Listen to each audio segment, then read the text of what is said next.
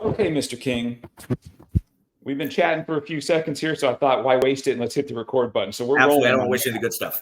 So, how are you, dude? You good? I'm quite well, brother. Couldn't be much better, actually. Good. So, hello, everyone. Welcome to episode 26 of the Ministry of Freedom Show. I'm Jim Motes. That dude on the other side of the screen is Chris King, and you're going to get to know Chris a little bit as part of our series of people I know that you don't. It's going to be pretty fun. Hey, before we get rolling, usual stuff, housekeeping stuff, remember to share the show, subscribe on the YouTube channel, and engage with us on social. So on Instagram, Chris, you might not know this. I'm at Real Jim Motes. The show is at Ministry of Freedom Show. And do you know yours? You want to throw your Instagram out? Jim, I actually don't use the Instagram except to look at your stuff. Okay, so we'll call it at Chris King and we'll roll from there. Yep. And I didn't have a chance to mention this to you, Chris, but I want you to do this if you would, and then pass the word a little bit. So I'm putting together another Q&A show, but I want it to be based around faith, Christianity, and spirituality in general. And if you'd like to participate, there's a few ways to submit questions. So you can use mine or the show's Instagram that we just went over. You can put YouTube comments anywhere on any of the videos, and I'll see them. We also have an email set up. So anyone out there that wants to communicate with me directly, the email is social@ministryoffreedom.show. And if you know me personally, shoot me a text with those questions or comments or whatever, and nothing's off the table. But I think it'll be fun to go over more of a, I don't want to say religion based, but maybe we'll talk about a little religion, but spirituality, Christianity. It doesn't have to be just Christianity. We can talk about all kinds of faith, because I'm very interested in the journey that folks are on, including myself. And those things help us all get better. Speaking of scripture, you know, Chris, you watch the show every episode. I ask the guest, do you have a scripture? And you jumped right in with absolutely Romans 12:2. So I'll read it. I found a translation from The Voice. It says, do not allow this world to mold you into its own image. Instead, be transformed from the inside out by the renewing of your mind. That the one you wanted to pick? That's the one. You said that to me a long time ago, as we've known each other for quite a bit. And that's one of the ones that's actually always stuck out to me. And what I got the most of it is that you can be transformed. You're not stuck in the shell that you're in. You're not stuck as, I'm just a this. I was just a drug addict because I've been this, because I've been that. You can actually not conform to the idols of society and everything else that's telling you who you should be, what you couldn't, you'll never amount to, in of everything else. And if you actually embrace and allow yourself transformation, you can open your shell and actually see the light again. It's really good. I'm so glad you picked that one. Our man, Kevin, our good friend, that's his favorite scripture, and he always refers back to it. What I like about that scripture is when you break it down, and way smarter dudes than me have done this. I'm no Bible scholar, but when you go back to the ancient Greek translations and things, it has to do with that transformation part is actually metamorphosis. And it doesn't just mean that so as you're transformed, you're a better version of your old self. It means you're something totally new. So it's much like the caterpillar and the butterfly. So that butterfly, I mean, it can fly now. It's not what it once was. And that transformation is really fun to watch. You've got an amazing testimony of transformation. It's quite remarkable. I think we'll unpack most of it. And I think this is going to be pretty cool. I guess we go back to the beginning. Seems like a good place to start. So Chris, as a buttercup, this is going to be a journey. So we got all the time in the world. So, my life has been, a lot of ups and downs, a lot of miraculous. How the hell did I make it through this? And it really followed no general roadmap to when I was younger. I grew up in old Council, Kentucky, Council Bluffs, Iowa. I was exposed to things. Honestly, for the beginning of my life, I was a model student, absolute nerd. I had me a mullet. It was beautiful. Let's talk about the mullet real briefly. So when you say mullet, a lot of folks might think, I mean business in the front, party in the back. How long? About middle of my back right here. Dude. And as you can see now, there's a lacking of said hair. I remember the day I got it cut. I did it for a job, and I actually put it into a ponytail and had them snip it all at once. And I remember my head going and falling forward because the weight was going, oh no. And my hair was beautiful and perfectly straight, and, Pantene Pro V, half a can of Aquanet in the front. If you lifted it here, it actually probably would move up like a helmet. But yeah, straight mullet. Dude. Leather trench coat, 65 Mustang, Megadeth t-shirt, a pair of Z Cavaricci slacks. I mean, it was an amalgamation of a lot of things that were just totally wrong. I mean, I just love it. Yeah. So I was a pretty good kid and kind of a nerd, and into my hair and cars and music and things like that. And I became when I was a little kid, I remember when Pepsi bottles were made of glass. Of course, were big. And you needed like the opener to. Yeah. You actually had to open them, and they were actual glass. Well, there was an issue where they were kind of recalling them because they were exploding on shelves, and as you know, with glass, that's bad. Yeah. When I was 5 years old, I was in the back seat of my father's '66 Impala, and with no car seat, no seat belt, just running around the back seat. And we had just gone to the Hy-Vee, and they came in 8-packs. So there was 4 here and 4 here, and pick them up. And I remember going, Mom, can I have a putt? And it exploded into my face. It cut me nowhere except in my eyeball, because if it can hit me in the eye, it will. That'll be that's a theme. A theme for most of my life. It cut my eyeball basically in half, hanging out of my head. My dad grabbed a greasy rag off of the floorboard, stuck it in my head, told me to hold that. We whipped a cookie and took me to the hospital. I can see. I need readers because I'm old. But aside from that, I was 5. I don't remember it. It didn't really affect me much. However, there was a lawsuit, and by the time I turned 18, I got some fall from the sky money. Fall from the sky money is, you'd think, it's really, really awesome, right? I mean, I had cool stuff. You wanted to be my friend. I've had every. Are you comfortable saying how much? Close to $1 million. Okay. Now, after lawyers' fees and this and that, you don't really get that. And I never got a lump sum. I got some lump sums, some $50,000, $60,000 at once. And when you're 18, that was a lot of money. Oh, boy. And then I had an annuity where I got monthly payments. And then after I was sold, I got more and I got more and I got more. I did buy a house with it right when I was like 20. And I did some smart stuff. I also had Mustangs, Camaros, motorcycles, everything cool you can think of, pool tape, yada, yada, yada. Nice.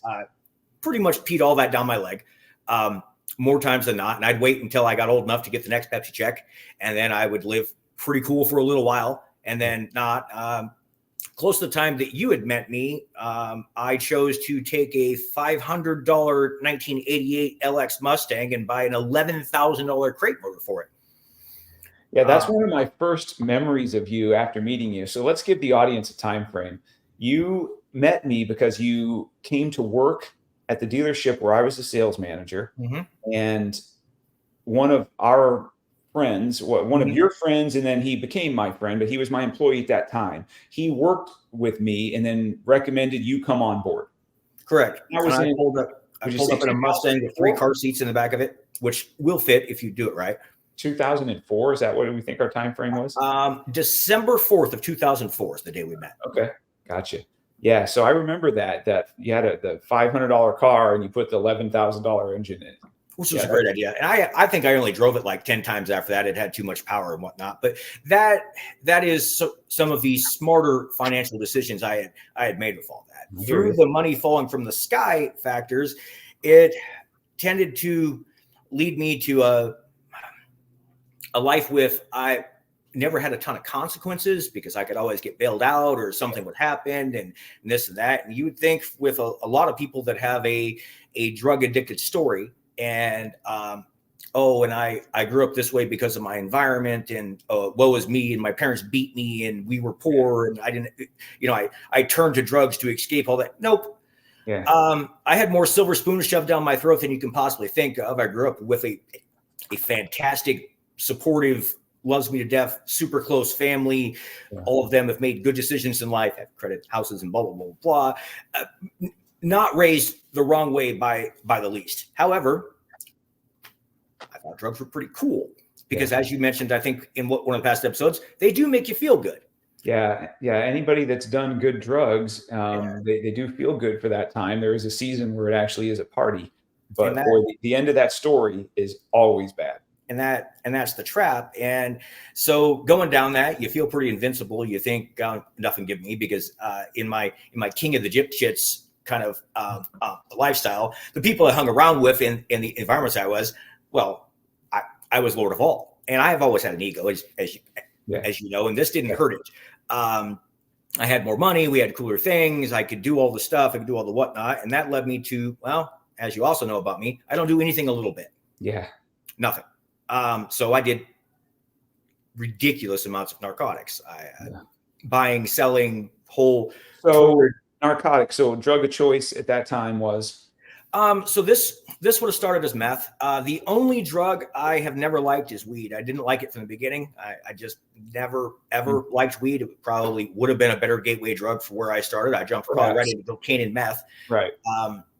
Honestly, through my expansion of that, I could kind of weekend warrior through the coke and the meth and turn it on and turn it off.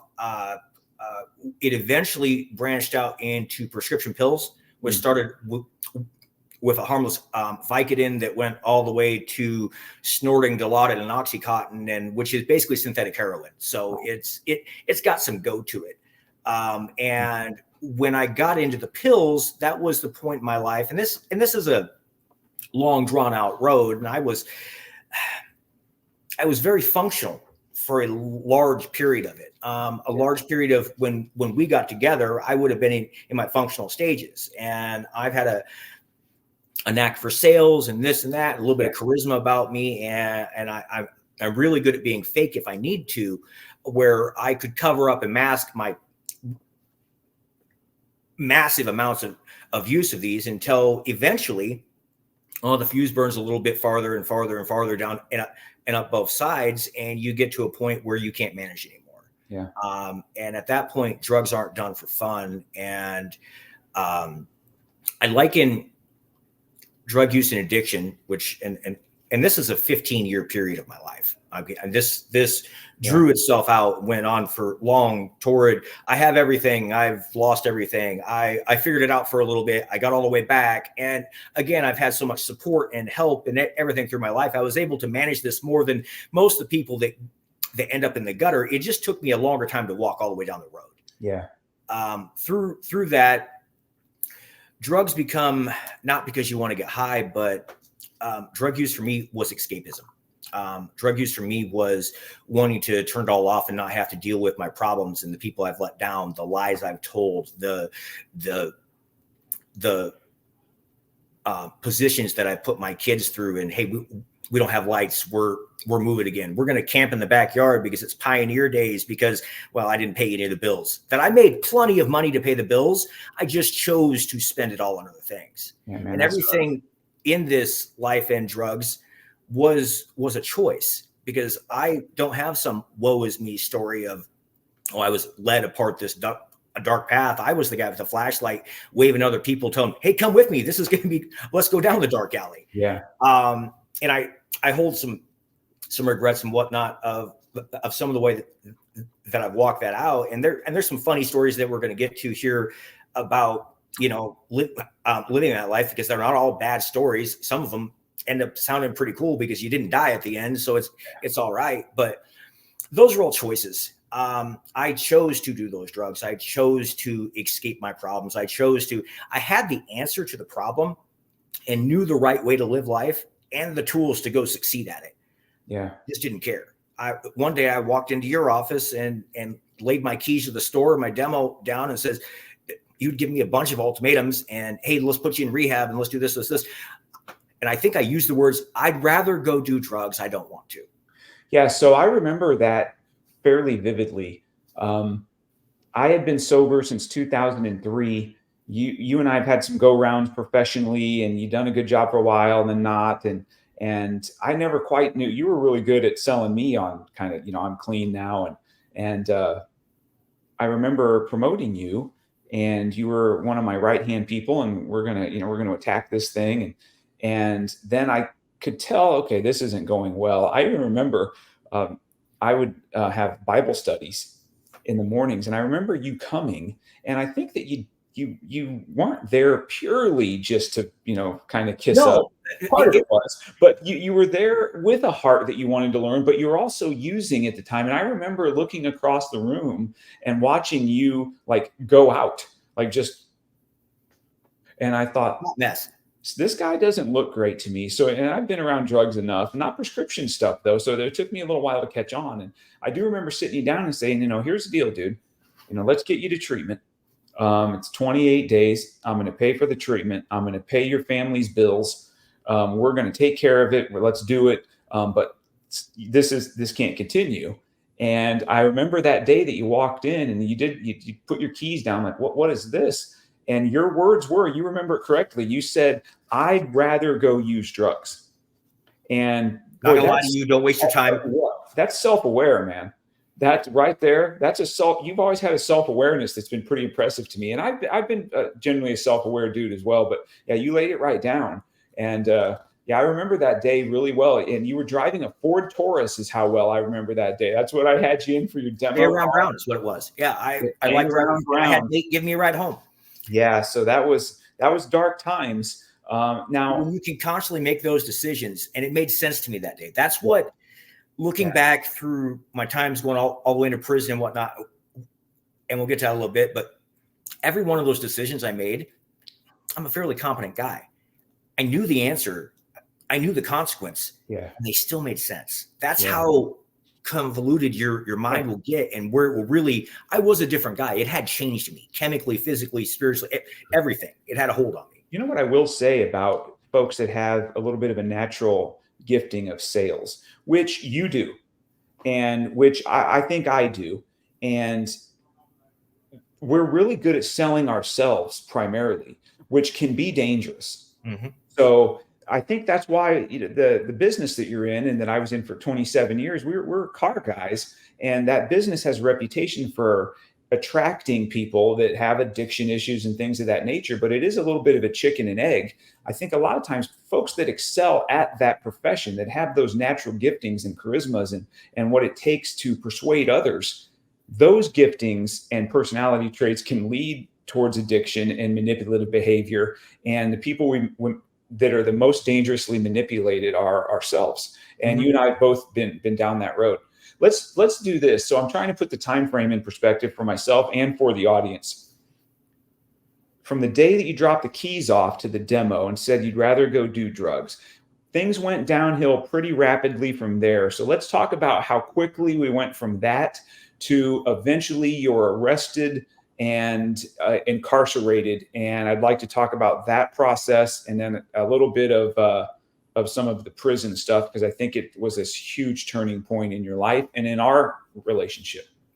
So pretty much at a point, so I'm far enough gone that it makes sense to me to just walk away from, by the way, the only place that's had support and just offered me all the outs of my life. I have a good career. I make really good money for what I do. Yeah. I drive a newer Yukon that I had just bought. We had a house. I'm not hurting. Okay. And I chose to be unemployed, have nothing. I have 5 kids at my house too that I'm supporting. And these are very young children at this point in my life. Yeah. And I'm making the decisions that affect everyone, and said, I'm going to go snort. I left that office, went home, snorted 2 Dilaudid and started smoking meth. A 4 milligram Dilaudid is synthetic heroin. You should take one every. You have to be almost a cancer patient to get prescribed this. I'm doing 2, which should have killed a horse, and then taking Vicodin and smoking meth. There's no reason I'm alive at this point. This is how much of a tolerance and how far gone I am. Right. We live in a house that I got gifted and took out a loan on and did some refurbishing to and blah, blah, blah, doubled its size. I'm now just hustling on the street and finding a way to buy this, sell that. Nothing's getting paid for. Me and my then wife, who it was a unique relationship from the beginning. I'm gonna pause a minute to say one thing that I appreciate about you. Me and you, Jim, have had a very long history and everything like that, and it hasn't always been great. we've been mad at each other a lot. And you made a joke the other day about which one of us had left the other one down. So the audience knows I had plenty of ammo in how I've let him down in this story. And the amount of times that he forgave me with absolute just true grace where I didn't deserve any of it will become countless as these stories go on here. But the one thing I will say is you've never told me anything that wasn't true, even if I didn't want to hear it. Yeah. You had the balls to tell me it when you knew I didn't want to hear it. That girl you're with is going to mess up your life, Chris. That's who I love, and I'll defend it. And I got all kinds of defensive, right? And I'm yelling and screaming and doing everything else like that. You need to find someone in your life, not necessarily that you get along with, and it's going to be all make my life better and everything's rosy and cheeky and whatnot. My advice is have some people who disagree with you. Have some people who will actually genuinely care about you enough to tell you, dude, you're a mess. Yeah, that's wrong. You should say this. And we fought time and time again about things, but you've never told me anything that wasn't true ever. And I didn't like most of them. And so since I knew you had told me the truth, I had enough respect for you that you were willing to buy me all of that rehab and this and that. And I knew I wasn't ready. So the reason I laid my keys down is because I wasn't going to milk you for that. And I was enough of a user and a taker and everything else in my life that I didn't want to do that. So I leave. So I go out. So we do a lot more drugs. Spirals downhill. We can't pay the bills. We've got no lights. I lose all the cars. We're now, we rent some crackhead apartment complex that would let us into. And it's just, there's a briefcase that I've customized to have little compartments to hold this dope and this scale and blah, blah, blah. Cause I'm all crafty and stuff, right? Really high. Wow. I carried the backpack of felonies. Collins would have liked it. It had I can make a bong out of anything in 6 minutes or less. And I got Dremels and I'm this guy and there's a machete out the back. You guys told the Ninja Turtle story once. So I do want to tell the audience that. And so somebody walks in my office one day and I've been gone for a couple of years almost. They haven't heard from me. Maybe I'm not. Yeah. So I don't know what's going on with you. You know, you hear little things or whatever. I don't know where you're living, whatever.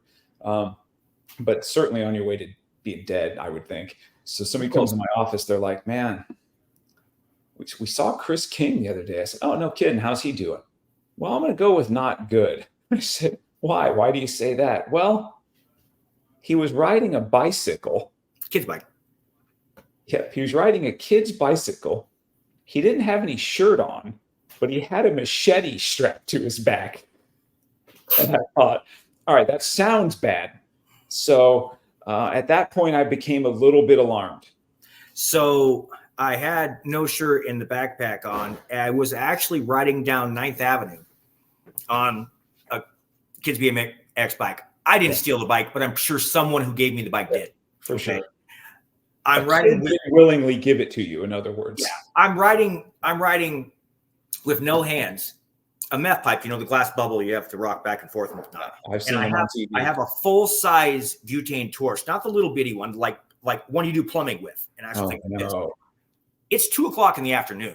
I'm in the middle of the road smoking meth while I'm doing this and actually giggling to myself going, choo choo, blowing smoke out because I thought it was funny. Okay, so that's where my mental state's at this point. And if you can get a guy, I mean, I hope at least I put somebody like a human being in a person now. I was this before and had chosen to become that. Yeah. My mental stasis, my marriage is diffused. We go to living into hotels and moving around and borrowing. And my mom loves me to death and she enabled me for a while. But where were your kids during this time, buddy? So there was a brief point where like CPS took him and put him with my mom, and I had to have visitation with my own children. They never got put in the system, though. No, because I had family members that could take care of them. And they all stepped up and kept them fairly stable. But at one point when I had gotten them back, we're living in a hotel, the one in Council Bluffs on 35th, that like extended stay kind of thing, where it has a little stove and whatnot in it. And I've moved most of my actual housely possessions into it. So I have a full-size TV and like a Wii and stuff, and we're just living in this hotel. Okay. I would go and find ways to scrap copper, buy drugs, do whatever enough to make the rent again for the week. I don't know how you could start off the ingenuity of a drug addict. You can start the morning with absolute zero. You have no money. Somehow find some way to hustle and get creative enough to borrow enough drugs to sell some for enough money that there was some for free to make enough money to do this, this, this. And by the end of the day, I would have rent for the hotel and through like stripping copper wire and going through how it was all bad. My son, we had made him a little bedroom in the closet of the hotel. He had his own little, he's like 5. He's like, look, this is my little room. It wasn't even shocking to me. This is how disillusioned I am from that. Yeah. It only gets worse. The marriage gets worse. She's crazy. I'm crazy. There's multiple domestic and restraining orders. She finally has to get away from me and goes and gets her own apartment. And we get an argument on the phone. I'm not supposed to be anywhere from like miles from her and whatnot. And I remember riding that little bike all the way across town in the middle of summer. It's 1,000,000,000 degrees outside. I'm sweating. I haven't drank a bottle of water in days. I've been up for 15 or 16. I hallucinate. I don't know who or what I am. Yeah. So there's only blips about this. And she had a first floor apartment. And we have iPhones, so I can track her location, right? And she won't answer my phone. And I've called more times than my finger can do this. It seemed to make sense to me to break into her apartment. Okay, I can get into most things. I'm that guy. And I jimmy the window and I climb like a cat burglar through the window of her apartment. Okay. Not nice, little roach infested deal and whatnot. But the bathroom was like a walk-through closet, and then the bathroom was in the back of it. Okay. I've gotten in here and I don't really have an end game. I don't really know what my plan was. I can tell you that I'm tracking her phone and I see that she's almost home. When I heard her get to the door, I'm like, oh, okay, I don't really know what to do. So I hide in the closet because logical. You might as well hide in the closet. May as well. Until she finally gets home and this dude won't stop calling me. So she calls me back and the closet rings. Ring. No. So whatever. Boom! I kick the closet door open and I come out and I'm like, ah, and so I've just some crazy methed out weirdo has just kicked open your closet after he's broke into it and she's screaming. Now I've never hit her. I was not a good person and deserved everything I got, but I don't want her to yell and the cops to come. So I put my hand over her mouth forcefully and I held her on the bed and told her some allegedly shut up and blah, blah, blah, blah, blah. Yeah. And then finally realized I wasn't willing to do anything more about this. So I cat burglar out the window and go grab my bike and ride off into the mist. There's cops, whatnot. Now I'm officially on the run. I am staying at random dope houses in basements and this and that. And my mom has pled with me over and over and over again. Just come home and stop this. You're killing me. I can't watch this anymore. Please stop. And I'm like, nah, because I wasn't ready, because I didn't want to, because I didn't want to face up to everything that I knew I had earned and what was coming. So there's going to be some charges at this point. There's domestic. They call that by putting my hand over her mouth. That was a restriction of airway strangulation is what the charge ends up being at the end of the story. And that is a bigger deal than you might think. So it seems like a big deal. So I'm on this road where, and this takes a long time. This is months of just randomly don't know where I'm going to be. Woke up in some basement, literally with like a car tire was my pillow. And so there's a warrant for you at this point. And it's months. Actively cops going to like my mom's house and looking under bed and checking for me. I mean, they're looking for me. So I go into hiding. And my buddy had this garage up on the back of his property that had like a lofty thing over the top of it, which is this little attic-y thing in the back of this garage. And everything you can think of about the nasty stained mattress over here that I was just sitting on, take that and then amp it up a little bit because this was the environment that I'm in. I remember tirelessly running around and doing all this and blah, blah, blah. And I even went and would try to yell at her a couple times, break the restraining order about, why are you doing this to me? And yeah, great. I remember I get all the way up and I'm sitting by myself up in this attic, and I have now through all my drugs and everything I did, I've never used a needle. Okay. That's what you don't come back from. However, I did use ridiculous amounts of narcotics that should have killed me over and over. Okay.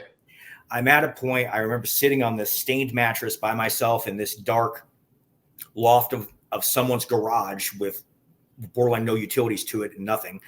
And I'm looking at the little bit of drugs I have left, meth.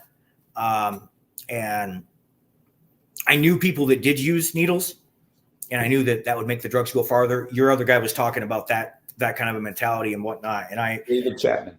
And I had maybe subconsciously knew I was ready to make that decision at some point, and I had gotten one from somebody, and I kept it in my little pack. I never intended to use it, but I'm a guy who likes to be prepared. All right. Yeah. So I have that. And I remember sitting there and for a long time of just silence and me holding this and this. And this is my moment. This was if I do this, I'm never coming back. I've chosen to die. This was just, I give up. There's no hope for me. I've already hurt everybody. I've countless saying the worst thing you can possibly do. I'm good with words, and that makes me mean. And the drugs had altered my personality to the point that I am just really not a good person. And I'm on the run. I'm this and this, and I have this in my hand,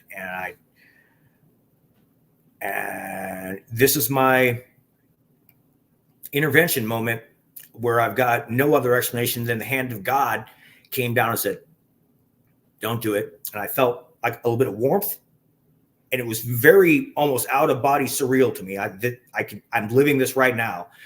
And I took this and I took the point of that and I snapped it off on the ground so that it could not be used. And I flicked it over there. And then I took the last bit of my drugs and I flicked them over in the corner too. I picked up my cell phone. I called my mom and said, come get me. I'll be on this corner. Just come pick me up. I'm ready to turn myself in. She had pleaded with me of, hey, let's just deal with this. You're going to go to jail. Cops are coming here all the time. This has got to end, Chris. I can't handle it. My heart, I'm putting them through great stress just because I don't want to go deal with my problems. Yeah. And I called her and I told her to come get me. And the next morning, this is August 14th, 2014. And I had her drive. We grabbed my McDouble, and I had a couple of Vicodin left, and I pulled a bottle of black velvet out of my out of my backpack, and right there in the car with my mom, I said, I'm going to need to take a nap. So, and I took those and I chugged that whiskey, and I ate my McDouble, and I knocked on the jail door and said, hi, it's me. You're looking for me. Let's come up. And I turned myself in that day. That day, well, I don't remember all of it. I slept for a long time, and there was a lot of come down and whatnot. And I sit in county for about 6 months or so, and there's some court stuff that goes on. And this is where I learned that restriction of air strangulation can carry up to a 25-year sentence. Whew. After getting it pled down and maybe saying some things to my female county attorney, like sometimes a bitch needs choked, wasn't good, but I figured I had nothing to lose, and I was still kind of being that guy. Man. That didn't go well, by the way. I get a 10-year sentence, and I've done a bunch of bad things, been a drug dealer, lived that life for a while, but never really gotten caught, not had a lot of consequences for what I've done. I'd been in jail, but for my 27 driving under suspensions and driving a bar, but those were all just little weekend trips and stay for a while. Yeah. Never really had to sit, and well, prison's not jail, it's different. And I go white in a sink, and I'm thinking, oh my God, 10 years, that's a real thing. I don't really understand prison math. That means cut in half and then plus good time. I end up doing about 2 years with my good time and everything else. And I got to write, but yeah, no. So I'm sitting here with a 10-year sentence. Mm-hmm. Now, to explain to people what the prison system happens like in Iowa, there is a sorting facility in Oakdale, and it's where everybody from all the things goes to this sorting center. And then you get to you're kind of checked in, and then you're divvied out to go to your prisons. Okay. And I'm going to end up in Clarinda. That's where I'm going to go. Okay. So this is sobering. Luckily I've, not been able to do drugs, and there was some ungodly come down period during this. And when you're coming off of opiates, which is basically synthetic heroin, the amount of physical pain that you feel is tremendous. There's shaking and hurting and like phantom inside me I can't make right and whatnot. If I hadn't been in jail, I probably couldn't have got off of it. Prisons ends up saving my life. That day with the needle, it's over. We're not talking today. I don't have the wonderful life and kids and everything I have. Yeah. But that, and this all comes from choices, mind you, that I had windows out over and over and over again. People beckoning me, throwing me ropes, pulling me, doing everything I possibly could. I just didn't care. Yeah.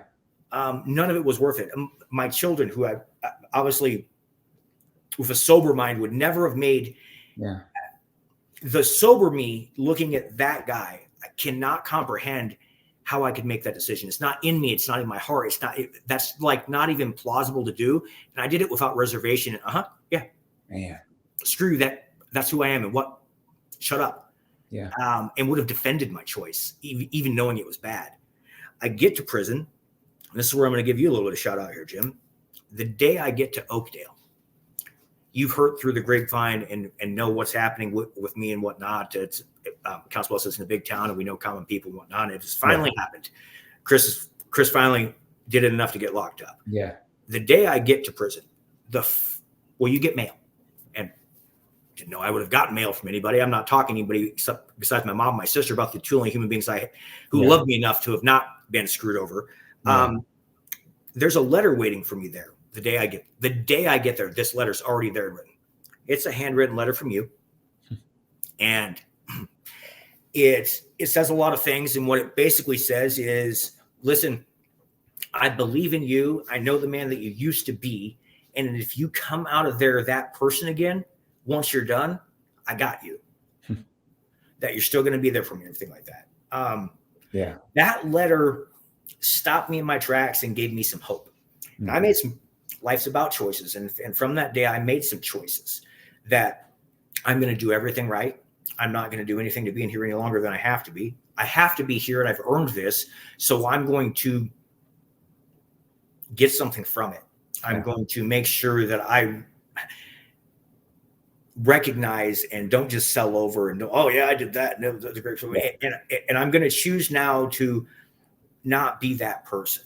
And knowing that I would have a career to come back to, and that I wouldn't have to start totally over, and that somebody still cared about me out there, really allowed me to not, because you can do bad things in jail.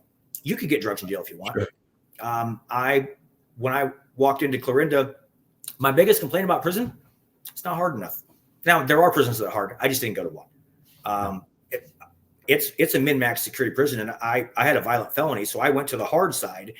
But frankly, it's a Council Bluffs prison where everybody goes. I knew half the people there. Oh, wow. I'm charismatic and a good person.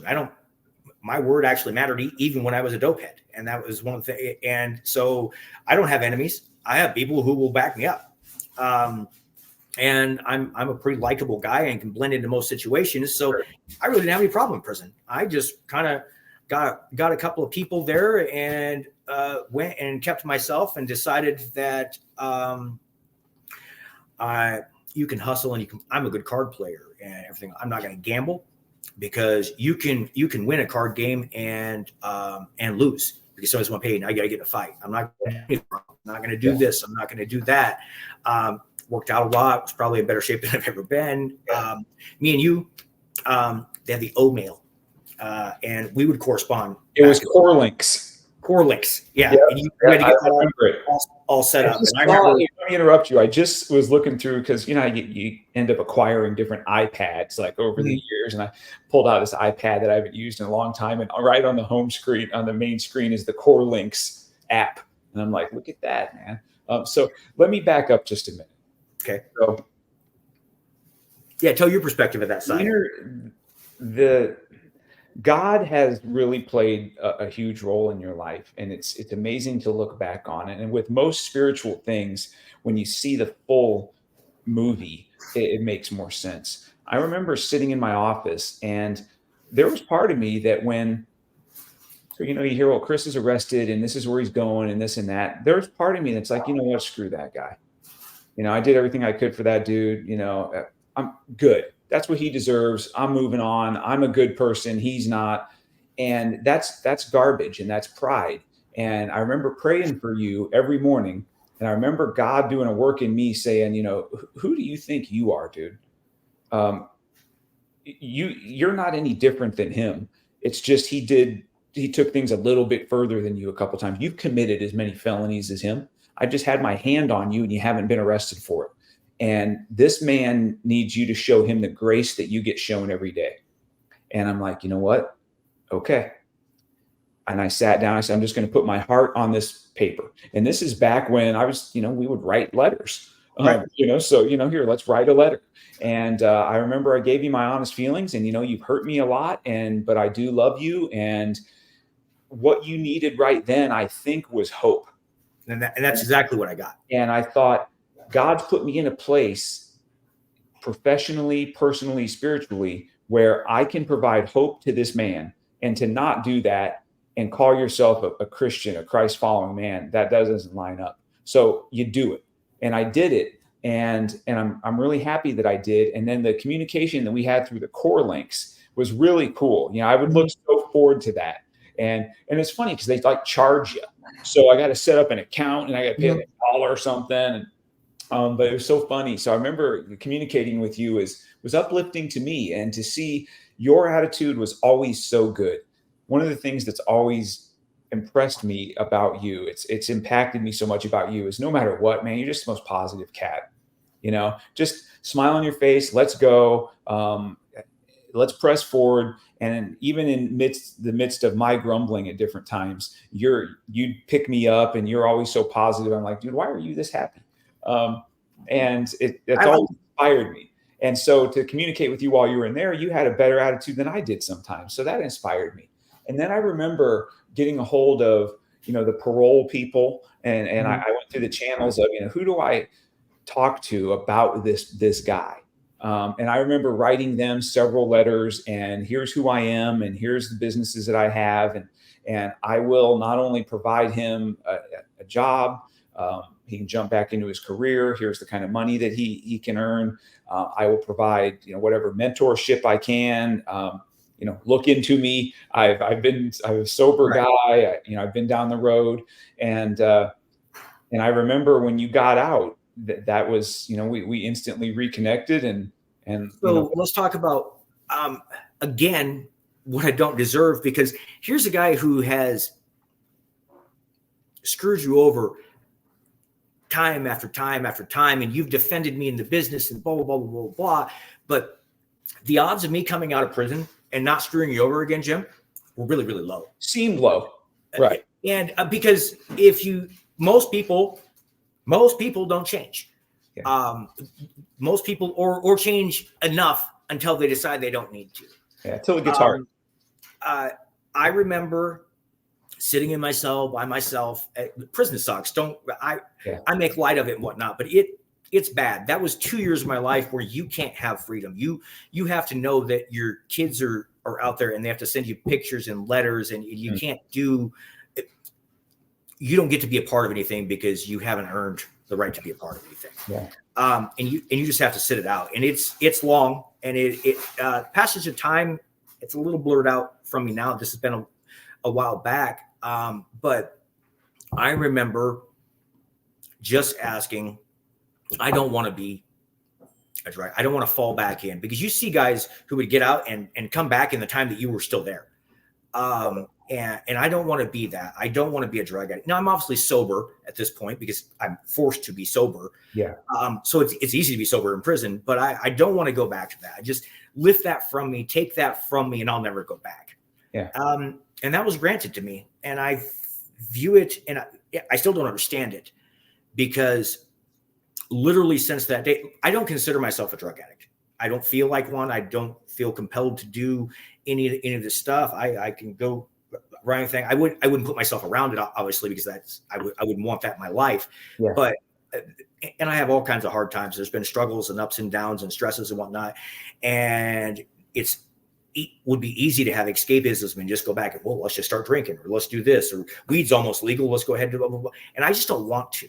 I don't have any of it left in me. It's been stripped out. However, so I don't identify as your episode about AA and whatnot. Now, I shared the NA thing in prison, and I carried that a little bit outside of prison. When I was doing my parole, I was active in that because I'm a good speaker and I had some stories to tell, and I wanted to give back in that aspect. I probably don't do enough of it today, but so I don't identify as you're always going to be an addict. However, what I will tell you to people to not be honest, I am capable of becoming one at the drop of a hat. I am capable that if I picked up a pipe or took a pill or did something like that, I'm probably way more apt to be instantly right back to it. So I have to guard myself from that and make sure that I don't expose myself to those kind of risks. And that I walk a different line. And when my core values and my non-negotiables line up, those aren't even plausible to have because I'm not willing to step outside of those lines. One of my lines has always been, never make a bet you don't know you can win. Never bet anything you're not willing to lose. Okay. I ran a poker room and stuff, and some old guy in a cowboy hat and a bolo thing was telling me that about a poker hand. But I've applied it into a ton of other facets of my life. If I don't think I can win, I can't play the game. If I'm not willing to lose it, it can't go on the table. Now, there's non-negotiables in my life now with my health, my life, my children, everything else. I wouldn't even think about plausibly going back to those worlds, but it's been stripped from me, and most don't get that. And so I'm extremely blessed. So I try to honor that as much as I can, that I've been able to be transformed from my environment. I've been able to embrace that and go to the next step. Absolutely. 2016, is that about what we're up to? That's exactly when we get out. I get out, I get back, I come to the dealership, I jump. You've been with the group other than, a couple months here and there. You've been back with the same part of the auto group since then? Yep. Yeah. And you came back and you were selling cars. And trained to my own managers. Ironically enough, now you have the position that I had when I hired you back in 2004. Yes. At the same company with the same name. Yep. And you were one of the guys that, along with my ex-wife, Tina, helped develop the program that you operate every day. Back in 2006, we had some conversations about, what do you think that buy here, pay here looks like? How do people do that? What does that look like? And we fast forward from then to today, and you are one of the leaders in that organization that still exists, that has grown by leaps and bounds. And it's amazing. And it's a testimony to a lot of things. You got a great work ethic, consistency. You've shown leadership skills in that. And one of the things so I'm about a year removed from being in that world. But I will say that one of the things I'm most proud of as I look back upon it is it's essentially the same business we built. There's a tweak here and a tweak there, but it's essentially the same business that we built. And it's actually essentially being run by the same people, minus me, that were there and running it a year ago. And that says a ton about you and those people that work there every day. That's amazing to me. That comes from the way we were brought up and the way we were built in the company. And hey, frankly, it was kind of hard. You were actually kind of rough on us, and you beat a ton of things into me through crazy high standards and this and that. And those became my non-negotiables. Those became the way that I understand what's acceptable, what you can do, what you're willing to make. Are you willing to accept that this is the best you can get, or can that be made better? Okay, that was great. Why was it only great? You instilled those kind of mentalities with me of that, great, you're a really good salesman. Okay. Or are you only a really good salesman? Why can't you do that with something else? I'm a guy who grew up with a speech impediment. I stuttered so bad that I couldn't speak. Yeah. When I met you, dude, when I met you, it was uncomfortable how much you were battling with it. And to watch you overcome that. When I held the phone away from me like this, Yeah. I didn't want them to hear me stutter. So I'd hold the phone over here and I'd keep stuttering. And then I'd come back to my phone up. A man with the stick-to-itiveness to fight through those things and to take the steps and to overcome those challenges. You've chosen a profession that's based upon your ability to communicate. And you struggled with communication. Write, speak, or spell. Yeah, right. So a lot of forms of communication were a little bit of an Achilles heel. And that's why, and I have this in my notes too, as I've been thinking about doing the show for a long time. And one of the things I have down is just overcomer. The word is overcomer. They respect people that overcome and people that have the grit, excuse me, and the fortitude. And that's you, man. That's really good. So not to cut that part short, but so out of prison, back in the group, living the life, rebuilding your life, met your current wife at that point. Current wife, we meet on Plenty of Fish, a dating app. Okay. Who now I dated a couple of crazy ones prior to that. I'm fresh out of the thing. Okay. And you've been married how long, buddy? What was that? I'm sorry. How long have you guys been married? Almost 8 years now. Okay. So yeah, and we jumped right into my first line to her is, "Hi, my name is Chris. I just got out of prison. I live in my mom's basement. I have a 9 o'clock curfew. You might have to come over here." Because I'm about being an open book. This is where I'm at. Hi, I'm George. I'm unemployed and I live with my parents. I took it a lot from that. Yeah. And so, but that sparked a conversation. Then we had an actual conversation and whatnot, and we get together, and it's absolutely instantly exactly everything I wanted to be for me and her too. Our families coexist. We got married after 4 months. Yeah. Because there's no reason at our age, there's no reason messing around. You're who I want to be with. I'm happy. Yeah. Let's go. I'm an all-in kind of guy. So we do that. I didn't marry a stripper hairstylist this time. I married an accountant. It's a better choice. There you go. And she's impeccable in a lot of reasons. They're good people too.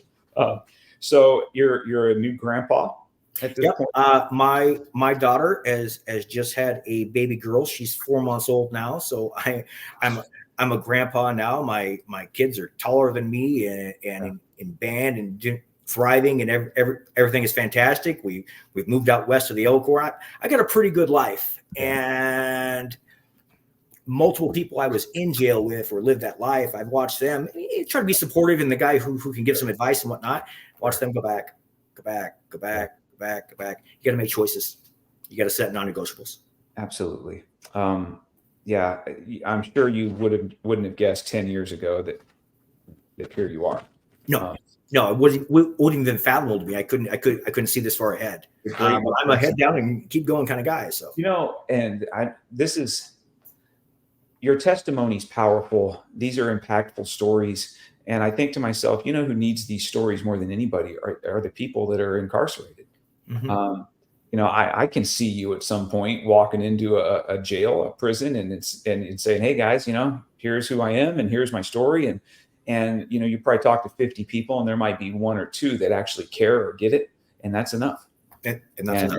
And that's powerful, man. So think of those options. Look for those opportunities if they present themselves as you mature and you get more experience and you become more successful in areas and give your testimony a little bit more. There's so many people that can be impacted by that. I think it's huge. If you okay if I jump into some business stuff, because I'd like to pick your brain a little bit. And absolutely. I think you've got a lot to offer the audience, and there's entrepreneurial people that are listening. There's intrapreneurial people that are listening. So some people have their own startups. Some people are thinking about going that route. Some people just want to be the best they can be as an intrapreneur and contribute to other people's operations. So you have targets and visions that you're trying to do for your operation. So the audience knows you are the sales manager at an auto dealership that sells used cars that are part of a larger auto group in our metro. And it's a buy here, pay here operation. So you cater to setting up loans for people that they operate in the below subprime credit realm. So they can't get conventional bank financing, and you provide them opportunity to not only get a good car, but also to rebuild their credit. We were super proud of this program, and I'm still super proud of the program. And a year removed, I still would stake my reputation on this is the best program in our marketplace for people that need it. And you've advanced that and continued with that. But you do have challenges in your business. What are your biggest challenges that are keeping you from X? Whatever your absolute pinnacle is from a volume perspective, an impact perspective, what challenges are keeping you from getting to there, and what would you do to overcome those? The first thing, if you're looking at any business model and whatnot, and I just gave a little bit of speech to my guys the other day. We were talking about basketball and coaching and this and that, start with you. Am I disciplined? Do I have procedures? Am I following? So I have a rule book of it should be A, B, and C. How long do I follow all the rules? Am I holding myself accountable to everything that we need to do? Am I okay with okay? That's gonna be one of your biggest holdback. Everybody wants to be driven. Few people want to actually push the bar hard enough to actually achieve driven. I will tell you that I have been good enough at most things I've done in my life to experience the ability to kind of coast through at an above average level when all I would have had to do was tweak 2 or 3 things to be excellent at that same thing. So my most advice is actually to look inward and design levels of discipline that you can get accountability in where you're at, and then find ways of taking those missions and giving them to the other ones around you. And if you can become a cohesive team and everybody's pulling on the same rope, it wins no matter what you're doing. You can dial that into any model of anything that you're doing, as procedure will set you free. Know who you are, wear it on your sleeve, and be everything you can be about that is the easiest way for success. And the hardest thing to do, because you have to be honest. And that sucks. Yeah, it's for me, the biggest challenge always seemed to be consistency and culture. Mm-hmm. So it starts with the leadership, and then it needs to trickle down, and you need to set the example. And it was very frustrating that there were so many people that you couldn't, I was always trying to, and I've said this before on the show, one of my struggles and downfalls in leadership was I fired too slowly and hired too slowly. So I need to be quick to, I wanted to be slow to hire. So I would just throw people on board. Yep. Here's your pen. Good luck. Whereas I'd like, maybe that process should have been a little more regimented. Maybe there should have been a little more thought into that part. And then from a firing perspective, I did it too slowly.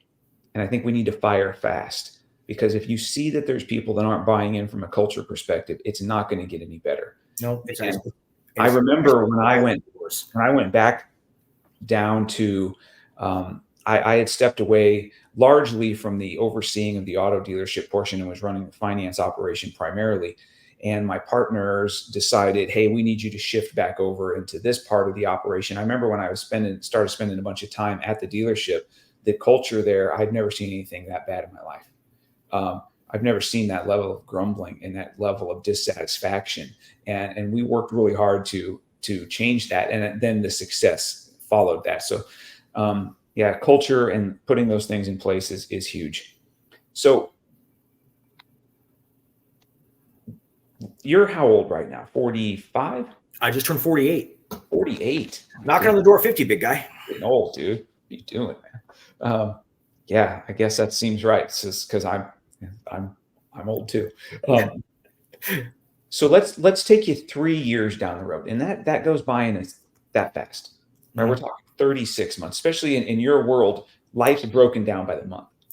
Here's this month, and this is how you're hero. You have zero. You're zero. You have zero. Yeah. So let's go 36 months down the road. What does your professional life look like if you could design it? I would say it looks fairly similar to where it is now, but scaled up, a lot tighter. I find myself right now with a little bit of frustrations of a lot of loose ends in my life that I know how to tie the knot to. That's easier to move this rope over here. Got it. That a lot of my personal struggles, and I'm generally fairly self-aware, as you said before, is that I can know the right answer, but not necessarily press the button on it. And I would tell you that my professional life is night and day difference if I actually tap into a couple of the teachings and the information and from the books and the mentorship and everything I've done. If I put a third of the practices that I actually already have the knowledge of into play, it's astronomically different. And I probably can't comprehend what I could do with it, but I struggle from life's pretty good right now. And getting to grade, I would tell you that I need to press some buttons because I know how to get to grade. I'm totally dialed in and have every facet of my life is stable enough to get there and supported from, yet haven't. One thing I always asked people, and I did this no matter when I had the sales manager job and at every level along the way, I would always ask people, do you have a desire to have your immediate supervisor's job? And if that answer is no, you're in the wrong position. Sometimes, well, not all the time. The world needs ditch diggers too. There's people that don't want that. And my question that I pose to you is, do you want the job that your boss currently has? Mm-hmm. And that's the question everybody has to be actually aware of or have the ability to ask themselves to be able to move forward in what they're in. And if you can't actually answer that question, you can't take any of the steps that it takes to go forward or backward. And if your every point of movement is one direction or the other, you're going uphill or you're going back. There is no constant and steady. I'm just going to stay here and be safe. No, you're going to move. Yeah. The ball's going to move one of these directions. Yeah. You're going to regress or you're going to climb the hill. And those two things are constants. They are. The boat doesn't just sit in the same place. It's drifting one way or you paddle it the other way. Mm-hmm. So I'm going to take that as a yes, that your desire is you do want that. Yes, absolutely. And the other thing that's great about an organization is if your superior, I don't like that word, but the person right above you, if that person knows that you have that desire, that's really good for the organization. Mm-hmm. Because that person should want to get out of his or her seat. And then I always had the mentality of when I was the sales manager, I'm like, how do I get out of this sales manager gig? I can't go anywhere until I find somebody to sit in this chair. Absolutely. So my advice to you, as it always has been, is find the person that can sit in your chair. Mm-hmm. If you're coming to work every day, working on you, doing the strategic things first, and you're thinking about how can I develop the next me, that's how you're going to get the next rung up the ladder. And I think that's the natural progression. And I think that you can do that. I think you're one of those people that has that natural ability to do that. Find that person that go ask that question that I just asked you to the key people that are working underneath you. Anybody here want my job? I do, boss. Great. Are you serious about it? Because I'm going to train you for it. Mm-hmm. And when they're ready for it, they're going to be bursting at the seams and you're going to have to go to your boss and be like, hey man, it's time for you to go. You got to go out or up because I'm coming for you. And then all of a sudden, everyone just progresses. That's the model for a successful growing operation, I think. And that's how organic growth happens. Do you disagree with that? Agree with it? No, I 100% agree with that. I'll also be willing to take risk. Comfortability is the largest killer of productivity. If you're very comfortable in what you're doing, you're probably not stirring the pot as much as you could be doing. If you're not comfortable in that, this souffle is gonna fall. I better whip it faster. Be willing to push your bars, expand your boundaries, and jump out of your comfort zone. Jim, when it was 2006, we didn't know anything about that business and whatnot. You had to take some risk, didn't you? Had to probably actually put everything you owned in Hawk to take a risk to do something that was, I'm going to lend a bunch of people who have bad credit all my money. Stupid on paper, ended up being all right, right? Yeah, it worked out okay. I remember telling people that I said, well, I borrowed $2.5 million from the bank and decided to loan it to people that have never paid a bill in their lives. And there's some risk to that, man. Yeah. And there's some reward to it, and there's some work to it. And you're one of the people, and I try to interject this whenever it's appropriate, but it's not and I didn't invent this business model, but I kind of came up with it for the sake of our group. And it didn't happen without a bunch of people's hard work. And a lot of those people are still there, and some aren't. But the fact that the overall model still works, and it's essentially the same core people, that means we built something special. And I feel good about the fact that you're one of the people that's there stewarding that. Also, another person that's there stewarding it was on a show a few months ago, a couple episodes we did with Misty Dew. So you and Misty Dew work together. You're not in the same office or building, but you're part of the same operation and just on different ends of it. And she's been around a decade. So there's a couple core people there that are really part of something that we've built, and that's special. And that makes me feel pretty good about what we've got going. I want to transition, speaking of business and being entrepreneurial. So your wife and sister started a business, and I was a little bit surprised to find this part of it out, but I think they had pretty good gigs. Really, really good, well-paying $100,000 a year jobs. Yeah. So these are 6-figure ladies, and they decided, you know what? It's time to get out of that rat race because, and this speaks to things that are really that are on my heart and I'm passionate about. I talked about in last week's episode with Mike. Is I'm about encouraging people to build the life they want to lead instead of being victims to circumstance. Well, this is my job and this is what I have to do, and I have to do this. You don't have to do anything. Build the life you want. Focus on building the life you want. And I'm so proud of your wife and your sister for stepping out, and they're building an operation. Would you talk a little bit about that and give that thing a really good plug? Well, we like to travel. I really enjoy going places. One of the getting out of prison, when I remember the anticipation of, can I get a passport? I don't know if they're going to let me travel, whatnot. And I got to go to my first all-inclusive resort. And we've done some Mexico. We've been here. We've been there.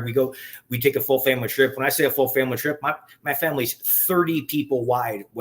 This is an adventure. We're all very close. We have a great time. And we make big things and parts of that. And they're special. I've taken my kids to Disney. I've done this, blah, blah, blah. Yeah. Well, through doing and booking all that, Misty and my wife, Leslie, had gotten so good at booking and looking for the travel that we were almost better than our travel agent. Awesome. And we started thinking, and it's also something that they're passionate about doing. They were looking up French trips and doing this and whatnot. So they decided to, hey, you know what? Well, we're both part of this corporate entity, and it was a medical staffing business, and they're very successful at it. My sister was at a top director position, and my wife was directly under her. There wasn't a lot of room to grow. Now, they had good jobs. And this is a big, thriving company, and the world's good, the benefits, and I like money. Don't get me wrong. Yeah. But hey, I don't want to work for someone forever. I want to, father-in-law is a business owner, and, entrepreneurship and things like that. You're only going to ever make as much money as those people let you make. What if all of your drive and all of your passion could be put into something else? Yeah. And what they love is travel. So why not do something like that? So they did some research, and they got hooked up with a corporate entity. Avoya is their travel booking deal. And they did a bunch of training and got certificates and got specialized on all inclusives and cruise and Disney and Royal and Caribbean. And there's a lot more that goes into that, watching it from the back end than I thought, because the logistics of booking all that together and making you have a seamless transition. When I get to go to Vegas, when I get to go to Mexico, there is a guy who pulls up with my name, and he takes us to the resort, and then everything's paid for and it's done, and my flights are done, blah, blah, blah. All that stuff doesn't just happen. Your travel agent actually makes all that happen for you. You just say, hey, I want to go here. We learned that you don't even have to have all the money up. Oh, that's an expense. I just spent, I spent a lot of money taking my entire family 10 wide to Mexico. Cost me more money than what I had in my pocket. Okay. Sure. We were able to, I planned that a year ahead of time, and I make payments as it went along, and you just put down your deposits, but your flights are locked in, your better prices are locked in, you're getting your books and your discounts, and the travel agent is the one that's locking all of that stuff in. So you have a seamless thing where you show up and, when I travel with you, the guy comes out and has your name on a thing, and you get in a custom car and you go to here. I learned how to travel the right way. All right. And trust me, if you have that ability to go into your life, go somewhere. I don't care if it's for a weekend. If you want to do something, you'll feel better about yourself as you do it. And it's not as expensive as you might think. So they got all the certificates, made the business the right way, jumped through all the hoops, the LLCs, and tell us what it's called, buddy. L&M Destinations LLC. L&M. So Leslie and Misty. Leslie and Misty Destinations.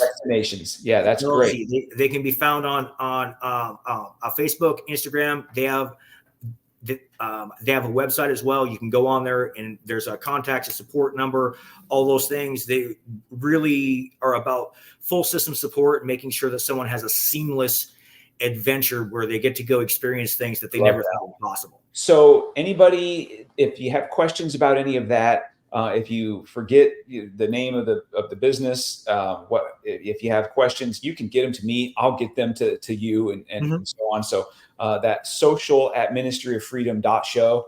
Send me an email. Say, hey, what was that travel agent stuff? I'm happy to help with that in any way that I can. I'm in the process of putting together. I'm booking a Florida trip for this summer, and I was thinking to myself as we were getting ready for this show last night, I'm sitting there, I'm looking at my phone, I'm like, let's check this and check that, and this timing here, and this connection here, and this, and I'm like, dang it. And it's a pain, man. And I thought maybe this is why people use travel agents. This is why people use it. There's huge benefit to that. So it's the reason I started, and they wanted to do it and do it right. And half measures have availed us nothing is written down somewhere. It is. So they decided to jump all in. So they actually good, man. Quit their jobs and they do that full time now. We've got several cruises booked and whatnot. It's a learning curve, but they want to be accessible for people. All the time. We had some money setbacks, so we're able to do it, and I can pay the bills. But if you're willing to do something and you're actually passionate about it, and you think it was out of reach or something that you just can't do, do it anyway. Because who's to tell you? I've never looked at a problem where whether I have the knowledge to or not, I can fix that. If you believe you can probably reverse engineer how. I agree. Figure it out. Don't be intimidated by things you're doing in life, and go get it. I've had as many disabilities, addictions, everything as you can possibly imagine. There's no reason for me being healthy or successful or anything else except choice. When you open your eyes to it and you let the goodness of everything that could be poured into your life, and you open the doors and you let it happen, you can actually make something out of it. And my life is really better than I could have dialed up or would have possibly known a long, long time ago. And I was riding a bike with a Ninja Turtle sword on my back and going to prison and sleeping in crack houses before. So anybody can do it. And I also could have made a choice and died in that attic. So it's just which way you want to go, and you need to be willing to do that, and then walk it the hell out. That's my advice. That's good. I actually had written down that I was going to ask you, what advice would you give to your 25-year-old self? And I think we've covered a lot of it. And I think it's take the risks, walk it out. And I would say that there's a lot of people, and myself included, that have been in places that seem pretty dark. And it's really hard. You can have somebody say, oh, it's going to get better, just hang in there. It's really hard to believe that when you're really in darkness. It was hard for you to believe that. I couldn't see it. It's easy for me to say today. I couldn't see it at all. It's like those stupid eclipse glasses. You can't see past the darkness. You put those things on inside, that's how dark it gets for some people. You've got to believe that the sun's coming up tomorrow, that if you keep persevering and pressing forward, that things are going to get better. In any endeavor, and life being the most important endeavor, if you refuse to quit, good things are going to happen, and there's wins on the horizon. You're a great example of that, man. It could have gone the other way for you so many freaking times. I remember sitting in my mom's living room. It was just me and her. And she said something that really, really stuck with me because frankly, I've been up for so many days and taken so much narcotics that I really should have died several times. Sure. And you know, it's kind of a joke, like, why are you still here? I mean, how does this make any sense? How are you moving around? And my mom laughed and said, God's not done with you yet. Yeah. There's something else for you to do. So if you're still here in the morning, God's not done with you yet. You might not know what or when. And this took 10 years for me to open up to it. Okay. But you've got something else, some purpose, some reason for being, and get on the road and walk, tie your shoes and let's go. Yeah. I'll leave you with this, from a leadership perspective. To get you to the next level, show up every day and understand that today is about two things. It's about you getting better and looking at everybody around you and figuring out what you can do to help them be better. It's not about, we have to sell cars today. We have to do this. I have to handle this problem. And those things are tactical things and they do need to get addressed. Can't sweep them under the rug. But the primary focus has to be from the minute you get up. What am I going to do before I even get to work to get better? That could be a morning routine. It could be reading. It could be physical training. It could be stretching. It could be going for a walk, drinking a big bottle of water, eating a healthy meal. What can you do before you even step foot in your business to get yourself better? And that's going to put you on the trajectory and have the right mindset to walk in there and look at other people with the same eyes and think, you know what? I care enough about you that you're not just a tool here to help me make money. I'm here to help you get better. That would be the thing that the level of success I was blessed enough to have in business really started ramping up when I approached life with that mindset. Mm-hmm. And that would be the best entrepreneurial advice that I could give anybody. And I would give that same advice to Leslie and Misty is, you know what, when you get up in the morning before you're booking a trip, how can you guys each get better? And then understand that all you're trying to do is enhance the experience for each of those clients. That's all this thing's about. Your clients aren't really the customers that are coming in to buy cars. Your clients at the level that you're at are the people that are there talking to those clients every day. Yep. Your clients are your staff. Their clients are the customers. And approach it with that mindset. You need to help them. They need to help the clients. And I think the sky's the limit for you, brother. It's going to be fun to watch this next season of your journey. I'm glad that you came on. Do you have anything you want to finish up with before we're going? We've been going about an hour and 20 at this point. No, this has been fantastic. Part of putting some of those positive vibes and stuff into is, I don't know, listen to an uplifting podcast that might have a message or some stuff. You had turned me on to several people like Jocko and Andy Frisilla and all those kind of people. And when I was listening to other people's words and actually putting some information into my mind, and instead of just randomly watching YouTube scrolls and blah, blah, blah, if you feed yourself, if you put information into yourself, all this didn't accidentally happen. Frankly, I had most of it shoved down my throat. Yeah. I fought levels of success over and over. Oh, I'm good enough. I'm blah, blah, blah. Yeah. I won't let that happen.